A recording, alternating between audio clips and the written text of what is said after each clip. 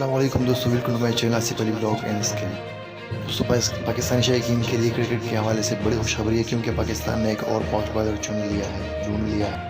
Pakistan cricket board ने ये फैसला किया है कि हम इसको कोच देंगे, इसको इम्प्रूवमेंट देंगे ताकि इसकी बॉलिंग में और इम्प्रूवमेंट आ सके ताकि ये पाकिस्तान इंटरनेशनल खेल सके। तो दोस्तों ये पाकिस्तान के लिए सबसे बड़ी खुशखबरी है क्योंकि पाकिस्तान की ज़मीन बहुत ज़्यादा है, इसने बहुत से फास्ट बॉलर पाकिस्तान को दिए। तो इंशाल्लाह जीशान से यही तो है कि पाकिस्तान के लिए उम्दा कारकर्दगी और इंशाल्लाह आइंदा